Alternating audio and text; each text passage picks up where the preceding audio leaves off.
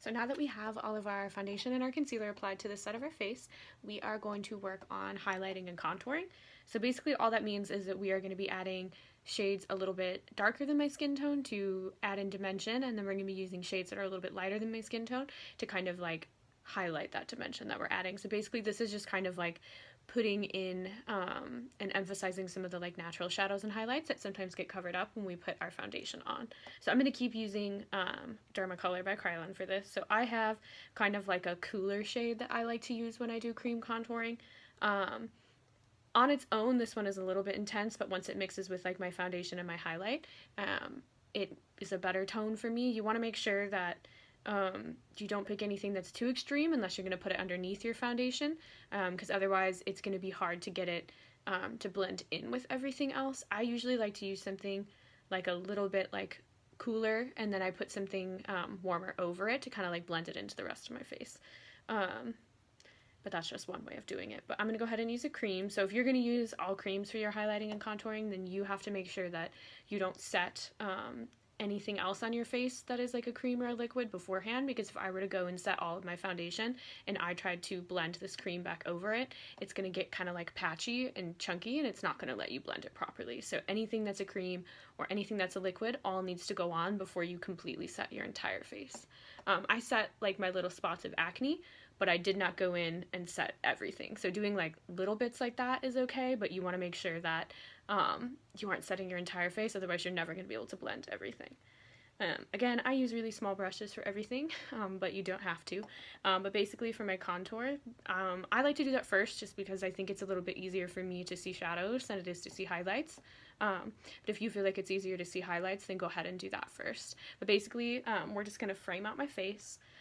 That's the way I always think about it, is we're just kind of like shading on the forehead and then your cheeks and your jaw. I don't usually do my nose. We'll probably do just like a little bit, and then I'm going to show you how you can add a little bit of definition to your eye as well. So as far as like where to start, I feel like I usually start at my cheekbones because that's kind of like a central location. And so I like to feel for where they are. A good trick that I learned is if you go from like the top of your ear, that's usually going to be a good place for you to start your contouring. So if you have lower cheekbones and you want to raise them, then you would raise this up a little bit. And if I have really high cheekbones, I might want to go slightly below them instead of on them like I'm doing. So again, so I found this little spot, and then I always just kind of like apply it, and then I go back and I blend it out later. So that's as far as I go. I see a lot of people, even if you really want to get a really squared off jaw, I think it's better to blend it into that shape than it is to apply it that way, because it can be really hard to undo that line once you've applied it. So that's usually all that I put, and then I kind of blend the rest of it into shape. And then I just go and I kind of apply everywhere. And so I have a slightly bigger forehead, so I'm going to use a little bit more contouring there than others may use. And again, I always just apply it however, and then I go back and I blend it into the shape that I would like. And then again, I'm going to take it and just kind of frame everything out. So here you have to be careful, and you need to make sure that it's both like on your face, in your jaw, and it goes slightly down the neck as well. Because you don't want to be a floating head. That's one of the things that I always say to people, is you want to make sure that it's all just like a seamless transition. Like you can have like, you see I have like a nice natural shadow here. That's all that we're trying to like enhance and build on this side.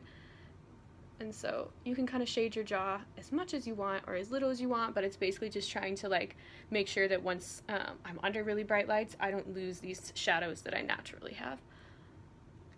And if you want to kind of like change your jawline or like give yourself a more defined jaw, you can. If you put a lot right here, this will really like give a good shadow here if that is what you were looking for, to help define your chin more. If you do want to contour your nose, I'll have to do my entire one because it'll be a little weird if I only do half. I prefer to use powder when I contour my nose just because I think it's really easy to mess it up. If you do it slightly off, you can just end up making your nose look crooked.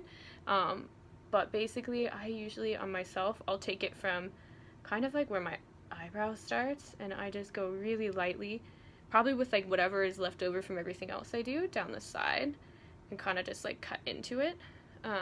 The tip of my nose is a little bit bigger than everything else, so this is usually, if I am contouring, what I am trying to kind of thin out. Usually with Gnosis, I feel like it's more about like the way that you highlight it, because if I put a ton of highlight right here, that's going to draw all the attention right here. So usually I just try to like cut it sort of. And again, I kind of start it up here, and you really want to make sure that you are not making it crooked, because that is not what you're trying to do.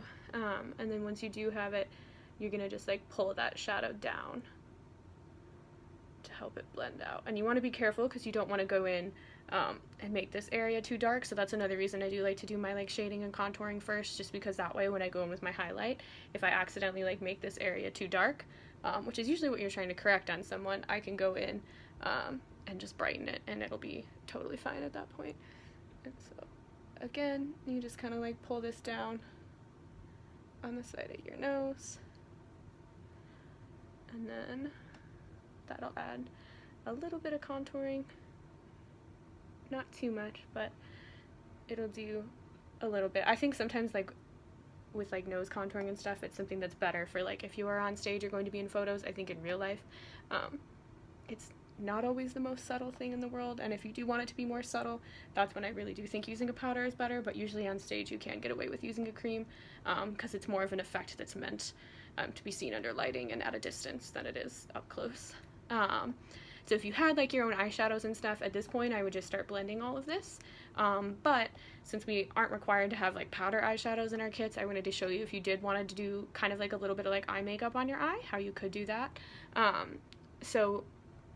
Where your eye creases, or wherever you want to kind of like make that crease or make that shadow, is where we want to put this darker color. So basically I already have my like neutral lid color down because I put my foundation and my concealer on my eyelid.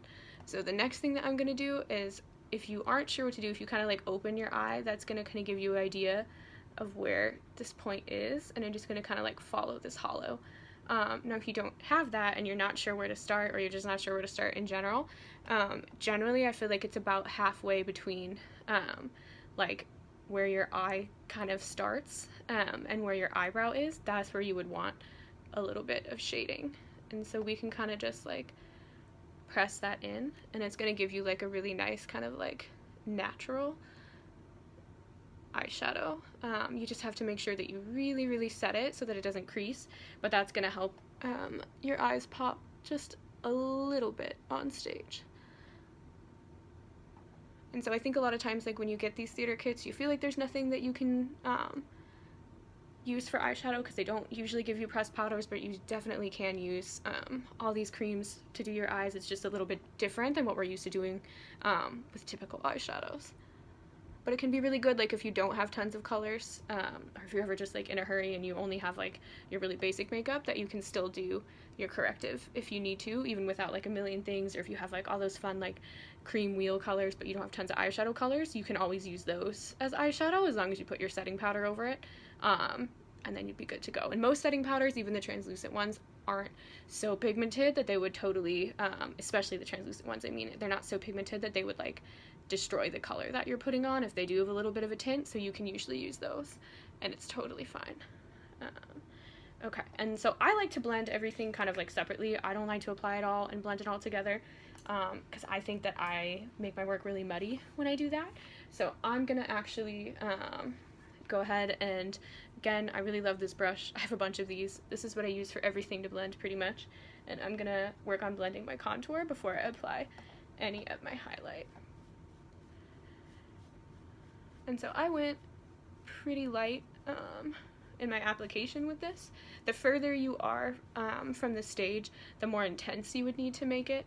But for this one, we're just kind of doing like, if you were probably in like a smaller theater, or really just like to learn your basic, I think it's better to just like get the placement of it down and your understanding of like what your stage makeup is before you worry so much about like how far away am I going to be and like how dark do I need to be making it and stuff. I think you just have to understand how to put it on first, and then you can kind of figure out how to adjust it for the different situations that you're going to be in.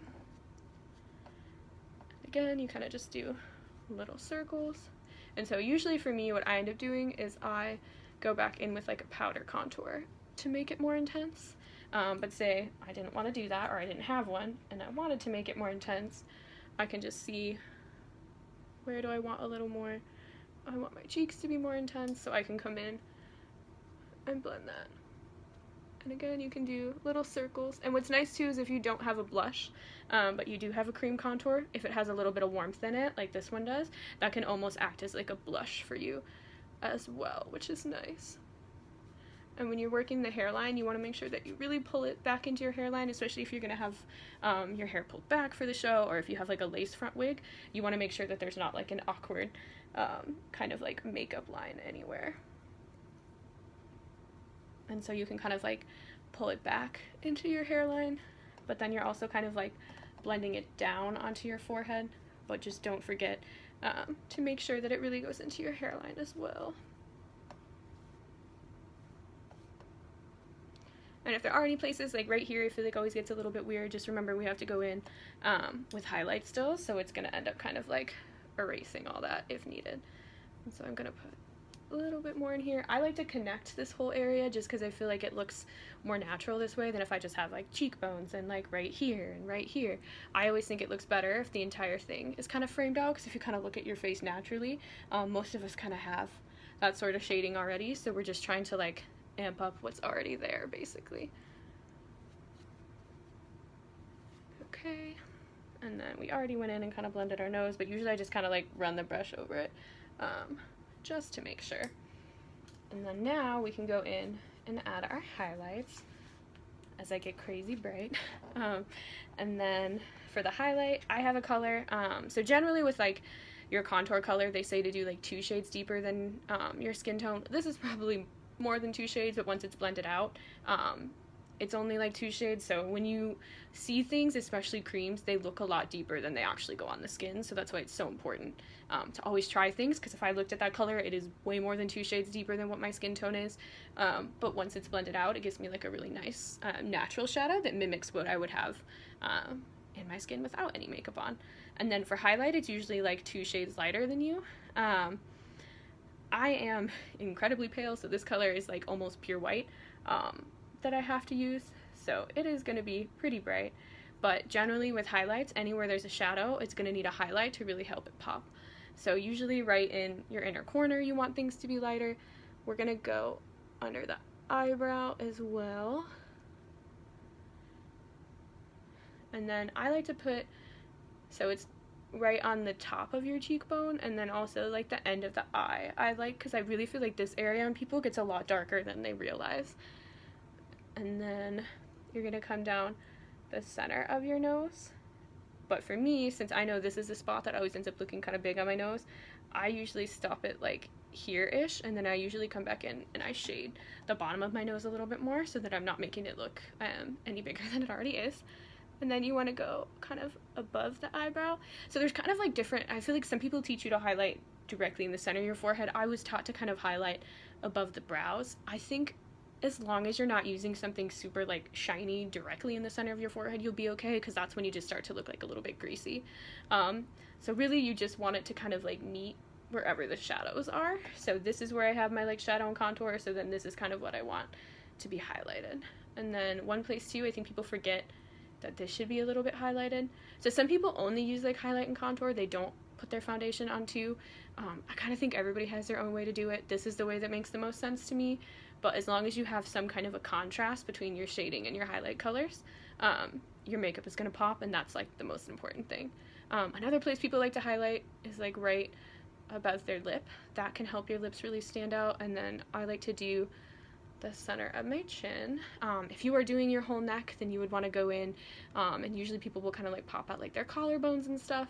I'm not super worried about that with class. That's going to be something we talk about more with like age makeup, but that is a popular place to do that as well. And so now that we have that on, we can go back in and we're going to blend. And so to blend them together, I kind of like blend the edges of them together first. Then again, blending is just kind of like little circles, and you just go back over it until it's kind of the shape that you want it to be. It's much easier when you're closer to your face and not staring into a camera to blend it, but and kind of so you just kind of like work the whole area over until everything is just kind of like uniform. You really don't want there to be like, I think there's like a misconception with stage makeup that you have to have these like really, really harsh lines, but you don't. You can have a really strong shadow without it being a straight line, and that is what I'm hoping, that now that we have more like modernized lighting and makeup products, that we don't have to have like crazy straight lines on our face anymore when we want like cheekbones and things like that. And then usually for smaller areas, I'll go in and I use like a smaller version of this brush, just to kind of blend this out. Again, a lot of people will use like their pinky finger because that doesn't put a ton of pressure there. That is fine. I'm just trying to be a very sanitary example and not use my hands for anything if possible. And so anywhere smaller, I'll come in and use this. And then remember, we went right under the eyebrow. And so this area, I didn't necessarily apply it, but I just want to kind of like spread it and help it blend. So sometimes if you put too much right here, that can make it worse, and I'm very guilty of that, so that's why I try to focus it like really right here and then right at the end, and then it can kind of blend into your cheekbones as well. And so a lot of times you kind of have to go like back and forth between your contour and your highlight to get it to be what it is that you are looking for. So I feel like the end of my nose needs a little bit more contour, so I'm gonna add that in. And I feel like, oh, like my cheeks could be a little bit stronger, and again, you'll kind of see me, like I really do feel like I apply it like however, and then I just worry about blending it into the shape that I want. So I think the most important thing to remember is that you just really don't want harsh lines, and you're just trying to create like shapes on your face, because from a distance that's going to read really, really nicely, and it doesn't have to be crazy straight lines or anything. And you have to remember too, we're also going to have blush that's going to go over this, and then once you set it, your setting powder also kind of like tones everything down a little bit as well. I'm also really notorious for like holding like 1,000 brushes in my hands at once, but you don't have to do that. That is just something that I usually end up doing. And then again, if I have to use like a little bit more highlight, I will. And then at this point, you would want to go in and kind of like set everything. And to set it, so I like to use brushes to set it, but you can use a sponge. People use beauty blenders and kind of like bake, which is like putting a lot of like translucent powder on the areas that you want to be brighter, and that you really want to last, and it kind of helps with like creasing, to prevent creasing under the eyes. I don't think we always have time for that, so I don't always do it, but that is another option of something that you could do as well. So I usually just like to use like a flat powder brush, and then I have just like a translucent powder that's not colorless. It's a little bit like pinky tinted, peachy tinted, and I really like this on my skin. And so basically to set it, and there's gonna be powder like everywhere, but basically to set it, you just kind of like press it into your skin, and the goal is you just want it to like dry your makeup down.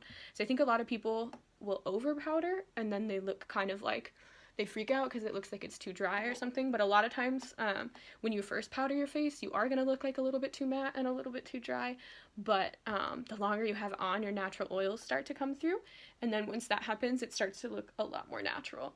And especially when you're going to be on stage, you really want to make sure that your makeup is set, because if it is not, you risk it coming off on costumes or on the rest of the cast, depending on what kind of stuff that you have to do. And you just really want to make sure that it stays on your face, because you might not always have a chance to reapply things, or if you have to do, 2 shows in a day, which is pretty common, you just might not have a chance to fix it. So you want to make sure that you are doing your best to kind of keep everything on. And so you can kind of see we still need blush and eyebrows and things to look a little bit more normal, but you can see it gives you just like a little bit of a shading and a highlight. The further away you are, you can see it still does kind of read, whereas on this side, like, you can see it, but the shadows aren't as pronounced. So all I did was just kind of emphasize what was already there. I think my nose, I probably need to get a little bit closer to my face to fix that, but usually at this point I would go back in with powder, contour, and highlight just to kind of bump it up. But otherwise, this would be just kind of like a really natural highlight and contour and foundation application that you could do for stage. So the next thing that we'll talk about, we're going to talk about eyebrows and blush and lips, and then it will be a complete look.